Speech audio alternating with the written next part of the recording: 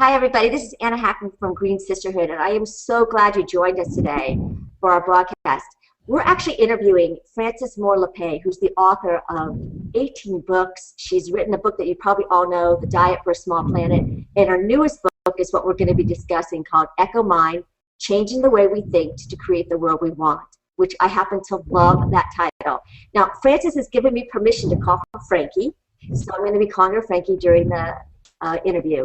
So, Frankie, let's talk about what is an EcoMind. When I picked up the book, I really wasn't sure what it was about. So give our listeners a little bit about what we should expect when we pick up the book. Well, the subtitle of EcoMind is Changing the Way We Think to Create the World We Want. And the thesis of it is very grounded in science that actually, human beings don't see the world as it is, but as we are. We see through cultural filters, a mental map, if you will, and that determines what we can see and what we therefore believe is possible, what we believe human nature to be. That colors everything. So it really is about changing this frame, and I break it down to pieces of that, but the overall frame that I identify is that's taking us down, down, down, down, is the very not evidence-based frame of scarcity, the scarcity mind. And the scarcity mind is made up of three S's. We're all separate, things are pretty static, including our own nature, and everything is characterized by lack, by scarcity. There's not enough of anything. So I'm saying that is what we need to crack open, challenge, and shift to see possibility, and it's there. It's all around us.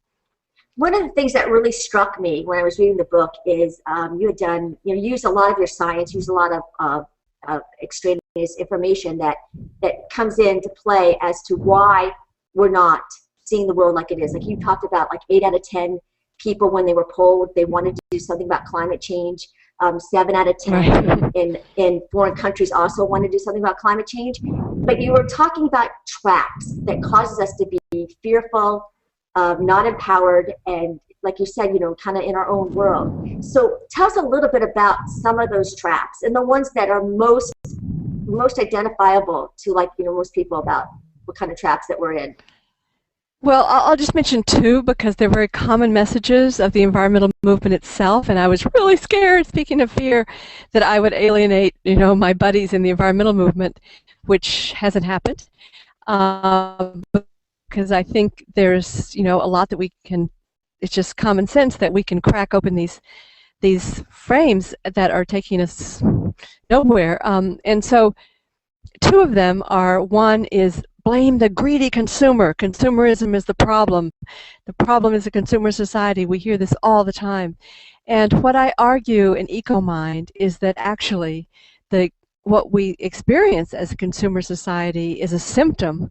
It's a symptom, not a cause. It's a symptom of its deeper frame of fear-based scarcity and feeling separate from one another. And therefore, the only way we can imagine meeting our human needs for connection and purpose and power and meaning and all that good stuff is more or less through common purchases instead of common purposes. And so I argue in that chapter that actually we can rethink the way that we're presently using material consumption, not in the frame of, oh, we bad people, we've got to give up what gives us fun, but rethink what actually does give us pleasure. And so I tell stories from, one of them is my daughter being in her apartment in New York one Saturday where friends all came over with bags of clothes that they were tired of, and they had so much fun trying on each other's stuff and giving each other advice, and nobody spent any money, added any more, extraction of product from the earth, and they had a great time. So I go through different stories in my own life where I had this epiphany about what is luxury, what is beauty, that it really is, that luxury is beauty, and that we can create beauty in our lives without the downside of always having to purchase it. So I really talk, let me say, besides the internal shift, what I really want to underscore in that flipping of the consumerist causality is that this hyper consumer is a symptom of an economy that is driven not really our wealth desires, but by the one rule of highest return to existing wealth, which creates such inequality that it's very difficult for a lot of us to feel like we belong and we have standing in our community. And so what we do is purchase to try to keep, accepted by others, and that's a symptom of the gross inequality that this economy is creating. I try to put it in this context so that that the messaging is not about making people feel more fearful and blamed, but making people feel that, including me, the opportunity to have my real needs met and not be caught in this false trap. Does that make sense? Yeah, it does. And that's kind of like the message that you see, like for instance with Black Friday. Don't spend, our natural resources are dwindling. It's things that you talked about in your book, those type of messages that people are seeing, and you said that they became powerless, that they felt like they couldn't do anything to help. So just why bother? Right. I mean, I think that's the basic. We're having trouble, fear Frankie, is with that Google a little bit. Frankie, we're having a little trouble with Google. Go ahead and repeat what you said. Yeah, I mean, I think the fundamental thing that keeps, well, let me just start, first of all, that I think there's tremendous evidence that all human beings are happiest when we feel useful, when we feel that we have a purpose and that we are contributors, that I often love to say that we would not have made it to 7 billion of us if we were couch potatoes and whiners, that we are doers. We want to see things happen. We want to be creators. And so our society tells us, no, well, all we can do is shop. That our role as citizens, we've just been overwhelmed by corporate wealth in our democracy. All we really can do is shop. And that's what I'm taking issue with, that is a road to depression, as we see suicide and depression increasing. And so I'm saying let's be true to our nature. And there's a lot to say about the evidence that human nature needs that sense of power. And that means breaking this false trap of scarcity of goodness in us, for one thing. Now, one of the things that I'm also seeing is something I wanted to discuss with you, something that I personally am seeing, is we as activists and environmentalists, we really want change, and we send out a message, in a certain way.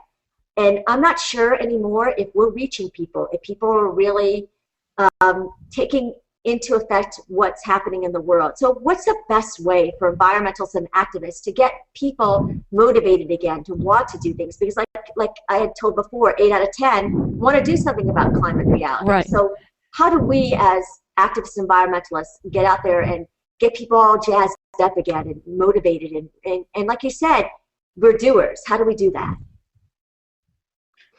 Well, I think to me there are two approaches that are absolutely complementary, and one can't exist without the other. And one is this very real, I wrote a blog on HuffPost called Instant Gratification, How You've Grown. And it was all about how every time I make a choice, whether it's what I eat or hanging my clothes on the line or cooking, or putting a garden in my front yard, I get instant gratification. It's not just about that quick purchase. It's like, oh, aren't I cool? I'm hanging, it's like smug feeling. Hey, that's gratifying to feel smug. I'm here, but the idea. So part of it is putting forth the idea that actually there's tremendous excitement, gratification, camaraderie, curiosity gets satisfied. We can feel useful by making these very real changes in our lives. So that's sort of, inviting people in that is as an exciting, wonderful way to live in solidarity with our friends and neighbors and the creatures of the earth. Yeah. Would you mind repeating that again? Google just kind of cuts you out completely. Okay. So what? You were talking about some of your own suggestions. Oh. Yeah. I don't know what you heard or not, but the basic theme is inviting people into these personal changes that because they're so rewarding and satisfying, not because we are carrying the burden of saving the world. I mean, it's an invitation to have your needs met, not scolding you, selfish person. So it's the tone, it's the approach. So And give us some examples of well, I mentioned in my own life, I don't know if maybe you didn't hear, I don't know, but I mentioned Google. simple things like hanging my clothes on the line and feeling a little smug about it, but smug is kind of fun sometimes, you know, and I want to show my neighbors that I'm cool hanging my clothes on the line, or eating a plant-centered diet. I mean, the officials in the Intergovernmental Panel on Climate Change have said that eating a plant-centered diet is one of the most powerful ripples that we can send out into the world if we want to mitigate climate change, because a meat-centered diet is so climate costly, so to speak. So clearly that is one step, and I could go on, but that you know that it's how we invite people into that way of living and sharing tips that is the key, I think. And then I said there are two complementary pieces here, and the other one, at a very different level, but I think has to be included, is the message that if we're going to do this, we need democracy, real democracy, because I think so many people think, well, what I do doesn't matter because what ExxonMobil and the Koch brothers can do is so much more, enormously more impactful than what I do. So we have to also be believing, as I do, that there is a way to get our democracy to be real and accountable to us. And we know that countries that have more real democracy in the sense of more accountability, they're making big strides toward renewable energy, like Germany. So give us some examples of how we could do that. And so what I recommend is that you all go to represent.us, represent.us, and take the pledge that you will work, to only support candidates that are supporting an approach that they describe to get money out of the system by enabling each of us to contribute, each taxpayer to contribute $100 toward the candidates of our choice, and so that no one has to run taking corporate money, and to be a co-signer of that approach, that legislative approach, because this is what it takes. It takes in the mid-1970s, 58% of presidential election monies were public funding. After Watergate, we moved in that direction. And we need a way to elect people without their being dependent on corporate funds. And there is a way. And it's proven. In EcoMind, in the last chapter, I tell the story of my hero in Maine who ran with public money and what she was able to accomplish. Right, I read that. I thought that was fascinating. Yeah. When we go back, it sounds to me that leading by example is a really good way for activists and environmentalists to get their message out, because it's not like don't do, but look, I'm doing it. So it's possible. Yeah, and I'm enjoying it. I mean, that's the thing. I mean, I've shifted most of my shopping in terms of clothes I need is a consignment shop in my little town. And the fun I have getting to know those people, and I've left some things down of my own there, it's so much more pleasurable. I can't even imagine going into a department store, for God's sake, or an expensive boutique. I mean, to go and be able to get what I need, like for giving a speech, in a shop where everything is so much less expensive. And I don't bring new material from the earth into production. It's a form of recycling. So that, that's fun. That's not a burden on me. That's a huge relief. Now, when someone reads your book who's just I call them an everyday Joe or Josephine, they're picking up their book, they want change, they're really not sure what it should look like, and how do you explain to them, how do I go about doing this? I mean, you use such powerful examples of people that went out and did amazing, campaigns and amazing things, and all they want to do is bring their water bottle. So how do you get them to want to do more? Is that just enough? Just bring your water bottle. Well, honestly, I think maybe not all of us, but I think most of us want to feel powerful, that we don't want to end our lives feeling that it wasn't really clear what we left behind, except maybe water bottle. So, I mean, I think a lot, so most of us want to be powerful, meaning that we want to know that, as the psychologists say, make a dent. We really are leaving an imprint. And so the key to me is to acknowledge our social nature. And the whole book is about the EcoMind. The core lesson of ecology is that we're all shaped moment to moment, every organism is, by its context, by what's around it. So if we want to change ourselves, we'd better hook up and bring into our lives people who are more risk takers and more what we want to be, and we will become that. And so the buddy system and joining up with a group and going out of our comfort zones, to not think that if we're a little nervous about going to a meeting or speaking out, that means that there's something wrong. That just means there's something right. Fear could mean go. Let's go for it. And so I tell stories about that aspect of change, that it's really through changing who surrounds us, because that's who shapes us, and we want to be with people who are bringing out the very best that we want to become. And there's so many wonderful groups now, and we include a bunch of them at the back of the book, and we suggest that we have a workshop that you can download from our website. Workshop sounds like kind of a big deal. You could just get a few friends over for an evening and go through it. So I think the main thing is not to think we can do this alone, because we are social animals. That's what we learn from an ecological point of view. Yeah, I think you brought up a really good point, because I think that sometimes people are afraid to do it on their own. And Oh, yeah. I was going to bring up that at the back of your book, you did have a lot of organizations where people could join and they could, get involved, whatever their passion is, whether it's animal rights, whether it's, climate change, whatever it is, there's a group for everybody. It's kind of like, when you go to college and they say if you don't have a group, then you can form a group.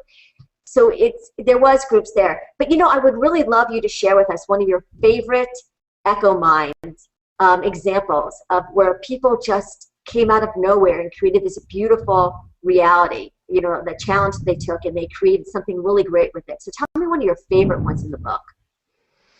Well, I might go back to Deb Simpson, because it says so much about every piece of the puzzle to me.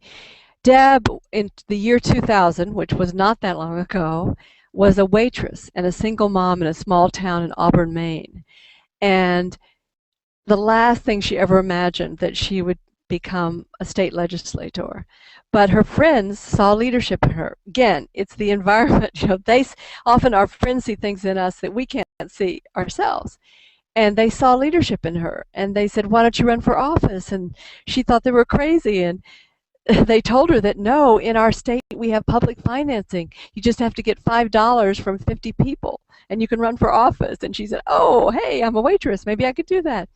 So she did. She was reelected 3 times, and she helped put through legislation that has kept, in the first few years, it kept a pound of lead out of this beautiful state for every single person in Maine, and many other pieces of legislation. She sat on the Judiciary Committee for the state of Maine, very powerful roles. And it was only because of changes in our funding nationally that she was then defeated by a campaign out of state that discredited her with a whole smear campaign, which is totally unrelated to who she is. The point is, with that, here you take a person whose potential was really not being fulfilled, and the context changed. She was able to make a fantastic contribution, and we need to protect, as I say in EcoMind, we can reinstate that situation that allowed people like Deb to be the leaders they have the potential to be. So there's stories like that throughout the book of people, it could be you or me, who didn't even know that we could do that. And to me, she's just such an inspiration. That was a really inspiring story because when I read that, but you know, the one that I happened to want to introduce one that I thought was really inspiring, and for some reason his name is escaping me, but I'll tell you the context. He was the gentleman in Milwaukee that is growing all the food, the 40 greenhouses. Yeah. Will, oh my dear. Will, I know his last name like Is it mine. Adams? Was it Will Adams? No. Anyway, it's called Growing Power, and actually he and then his daughter in Chicago have created something that is just an extraordinary example of community organizing and food and empowerment of poor people, and also healing the environment. And Will Allen is his name, and he was a basketball player, and very, very well known as that, but then looked around in his own neighborhood, and it's an urban garden, but that doesn't even begin to describe it. Really an urban farm where, they use Milwaukee makes a lot of beer, so they use the waste products from making beer as part of their nutrients that they use in growing all sorts of crops, including fish, and they do training with young people. So it is just a perfectly gorgeous example of the integration of human growth with ecological growth and healing. And there's a similar one, as I say, in Chicago, and then there's another in Chicago called Growing Home, which I also talk about in EcoMind, where the emphasis on people coming out of prison and off the streets who've been homeless, and they learn the food growing, but also other aspects of the food industry, like being a cook and a chef. I visited there not long ago, and just the lives that are being saved. So just about every city now has some sort of urban gardening program that anyone on this call could hook up with. And here in Boston, it's the Food Project, which reaches out to teenagers whose lives have been absolutely transformed in inner city Boston through growing food in the summer here. So that's another. And I just read the statistic that there are now almost 8,000 community gardens in the U.S. that just in the last year they've grown another 10%. So it's just keeps growing every year. Now, one of my last questions, because it to me was very indicative of what I asked before, was you talked about I'm going to say the name wrong, but it was in North Carolina. It was a religious group, and that they felt alienated, that they were very conservative and they felt alienated. So tell us a little bit about. I love the adage of meeting people where they are, and you really talked about that with using that scenario. It really resonated with me. So if you could tell that little story about how they got aboard with climate change, it's just a great story. Well, the key word is listening. The group is called the Listening Project, and they've worked in Eastern Europe, they've worked all through the South, and their MO, so to speak, is they don't go in with, just a check-off kind of interview approach. What are you concerned about? They just sit and listen. They sit and listen and allow people to think through their own value system, and that's the approach they use with farmers. And they realize that through their own Christian faith, that the honor and the obligation for stewardship of God's creation was their pathway. Then, instead of seeing environmentalists as the other, as those progressives, I'm not part of them. Right. They realize this is central to my own tradition. And they moved into sustainable farming, but also into weatherproofing and helping one's neighbor that way, so that energy needs were less. And it emerges out of this fundamental regard. But from my EcoMind perspective, it also emerges. It connects with my own view that if we really are listening to ourselves, we do have common needs. We have common needs for a sense of meaning.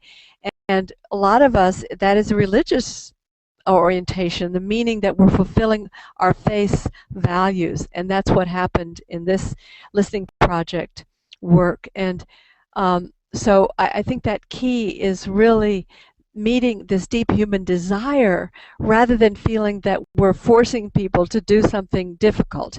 Rather, we're offering opportunities for them, for all of us, to be more than what we want to be, but often don't know how to be.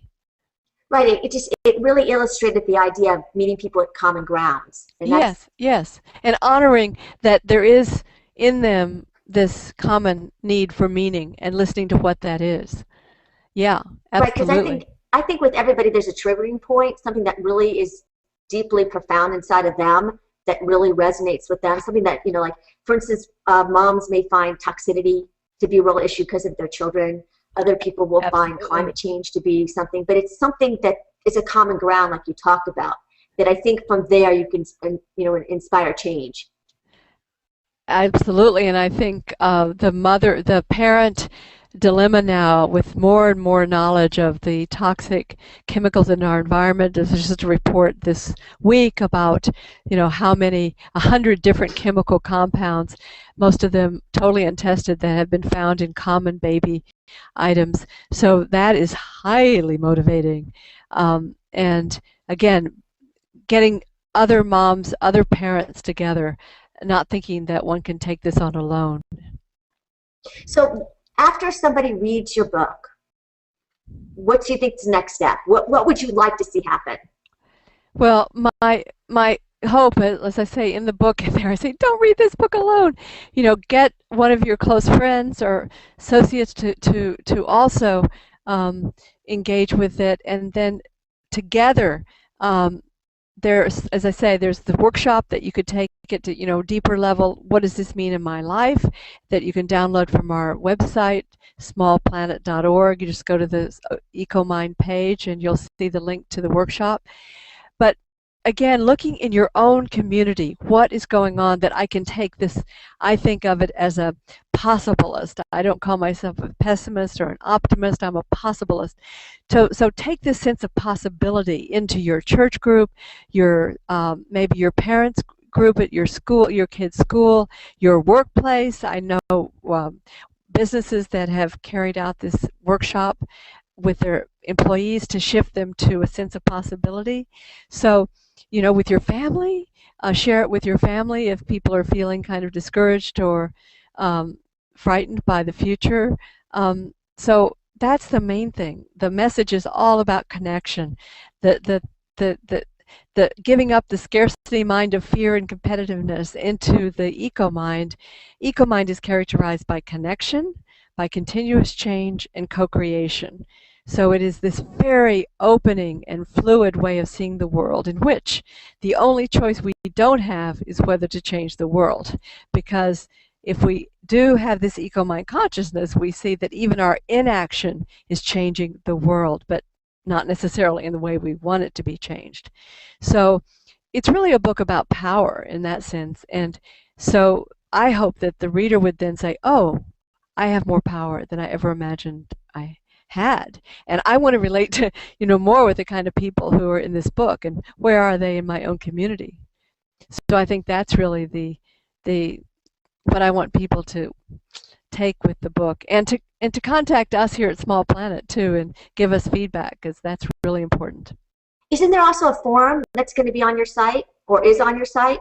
Yeah, yes, in the EcoMind page there are ways that you can comment on the book, and absolutely. So this book actually was written as a crowdsourced book.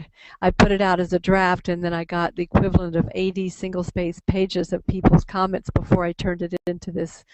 So it's and I hope to keep it alive, keep it, keep interacting with current developments.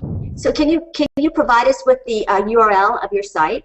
It's just smallplanet.org, and you'll see the EcoMind book, and you click on there, and then you can link to these other things like the workshop or the group process, whatever you think of it as. Is there also a link for the forum? I think it's just all there. I don't know a separate, but it's just go to that page on the website. I think just remembering smallplanet.org is the key. Frankie, I want to thank you for coming on and sharing with us with the book. I think right now it was really apropos to receive this book, because I think a lot of us are feeling right now, especially in the, our activists or environmentalists, that it's just things aren't changing quick enough, and maybe our message isn't being heard well, and at least that's what I'm feeling. And when I read your book, it just was so inspiring. And I really thank you for taking the time to write all the great, stories of all the people that are doing amazing things. I kept writing down, I got to interview this person, I got to interview that person, because I was blown away, about some of the things that people have just picked up and done, and it was terrific. Oh, I'm so happy. It's just what I was hoping for. And I want to mention also, I have I blog fairly regularly on Huffington Post, and you can click there to get notified when I'm I mean, for example, today, right now, right before this call, I'm developing a blog that does exactly what you're saying. It's called Break the Ban, meaning break the ban on good news stories, and all we hear is a negative.